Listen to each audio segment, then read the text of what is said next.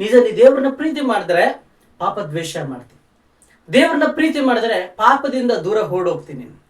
ಆದ್ರೆ ನೀನು ದೇವರ ಪ್ರೀತಿ ಮಾಡ್ತಾ ಇಲ್ಲ ಅಂದ್ರೆ ಪಾಪಕ್ಕೆ ಒಳಗಾಗ್ತೀನಿ. ಪಾಪ ಅನ್ನುವಂಥದ್ದು ನಮ್ಮ ಬಳಿಗೆ ಬರುತ್ತೆ, ಆದ್ರೆ ಪಾಪ ಮಾಡಬೇಕಾ ಮಾಡಬಾರ್ದು ಅನ್ನುವಂಥ ಆಪ್ಷನ್ ನಮ್ಮ ಹತ್ರನೇ ಇರುತ್ತೆ. ಈ ಸತ್ಯ ಅನೇಕರು ತಿಳ್ಕೊಂಡ್ರೆ ನಾವು ಸೈತಾನಿಗೆ ಒಳಗಾಗಲ್ಲ, ದೇವರಿಗೆ ಒಳಗಾಗ್ತೀವಿ. ದೇವ್ರಿಗೆ ಒಳಗಾಗಿ ಸೈತಾನ್ ಎದುರಿಸಿ ಅವ್ನು ಓಡಿ ಹೋಗ್ತಾನಂತ ಬೈಬಲ್ ಹೇಳುತ್ತದೆ. ಯೋಸೇಫನು ದೇವರ ಒಳಗಾದ, ಪಾಪದಿಂದ ದೂರ ಓಡಿ ಹೋದ. ಪಾಪ ಯೋಸೇಫನನ್ನು ಹಾಳು ಮಾಡ್ಲಿಕ್ಕಾಗ್ಲಿಲ್ಲ ನೋಡ್ರಿ. ಆದ್ರೆ ದಾವೀದನ ನೋಡ್ರಿ, ದೇವರ ಹೃದಯಾನುಸಾರವಾದ ವ್ಯಕ್ತಿ ಅಂತ ನಾವು ನೋಡ್ತೇವೆ. ಆದ್ರೆ ಪಾಪ ದಾವೀದನ ಹತ್ರ ಬಂದಾಗ ಅದಕ್ಕೆ ಒಳಗಾದ. ಈ ಇಬ್ಬರ ಮಧ್ಯದಲ್ಲಿ ವ್ಯಕ್ತಿಯು ನಾವು ಗಮನಿಸುವಾಗ, ಒಬ್ಬ ವ್ಯಕ್ತಿ ಪಾಪದಿಂದ ದೂರ ಹೋದ ಯವನಸ್ಥನಾಗಿದ್ದಾಗ, ಇನ್ನೊಬ್ಬ ವ್ಯಕ್ತಿ ಪಾಪಕ್ಕೆ ಹತ್ತಿರವಾದ. ನೀನು ನಾನು ಕೂಡ ಇವರಿಬ್ಬರ ಹಾಗೆ ದೇವರ ದಾರಿಯಲ್ಲಿ ಇದ್ದಿರಬಹುದು, ಆದ್ರೆ ಸೆಲೆಕ್ಷನ್ ಯಾವುದು ಅನ್ನುವಂಥದ್ದು ಮಾತ್ರ ನಮಗೆ ಗೊತ್ತಿರುತ್ತೆ. ಇವತ್ತು ದೇವರ ಪ್ರೀತಿ ಮಾಡು, ದೇವರು ನಿನ್ನ ಶೋಧನೆ ಜಯಿಸುವ ಹಾಗೆ ಬಲ ಕೊಡ್ತಾರೆ.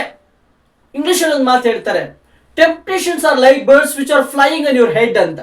ಶೋಧನೆಗಳು ನಿನ್ನ ತಲೆ ಮೇಲೆ ಹಾರುವಂತ ಪಕ್ಷಿಗಳ ತರ ಅಂತ. ಅದನ್ನ ತೆಗೆದುಕೊಂಡು ಹಿಡ್ಕೋಬೇಕಾ ಅಥವಾ ಬಿಟ್ಬಿಡ್ಬೇಕಂತ ನಿನಗೆ ಬಿಟ್ಟಿದ್ದು. ಇವತ್ತು ನೀನು ನಾನು ದೇವರ ಪ್ರೀತಿ ಮಾಡಿದ್ರೆ, ದೇವರ ಒಂದು ಮಾತುಗಳಿಗೆ ವಿಧೇಯರಾದ್ರೆ, ದೇವರ ಮಕ್ಕಳಾಗಿರ್ಬೇಕು, ಸಾಕ್ಷಿ ನಮಗೆ ಬೇಕಂತ ಆಸೆ ಪಟ್ರೆ, definitely we will hesitate the sin. Hatred comes towards the sin. ಪಾಪಕ್ಕೆ ನಮ್ಮೊಳಗಡೆನೆ ಒಂದು ದ್ವೇಷ ಹುಟ್ಟಿಕೊಳ್ತದೆ, ದೇವರ ಮೇಲೆ ಪ್ರೀತಿ ಹುಟ್ಟಿಕೊಳ್ತದೆ. ಅಭಿಷಿಕ್ತರು ನಾವು, ಆಶೀರ್ವಾದ ಹೊಂದಿದಂತವರು ನಾವು, ದೇವರ ಮಕ್ಕಳಾಗಿರುವಂತ ಅಧಿಕಾರ ಹೊಂದಿದವರು ನಾವು.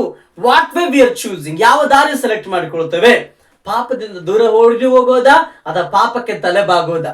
ದೇವರ ಮಾತು ಕೇಳಿದ್ರೆ ಪಾಪವನ್ನ ಜಯಿಸ್ತಿ, ದೇವರನ್ನ ಮಾತು ಕೇಳಿದ್ರೆ ಪಾಪವನ್ನ ಜಯಿಸ್ತಿ, ದೇವರ ಮಾತು ಕೇಳಿದ್ರೆ ಪಾಪವನ್ನ ಜಯಿಸ್ತಿ. ಆಮೇನ್.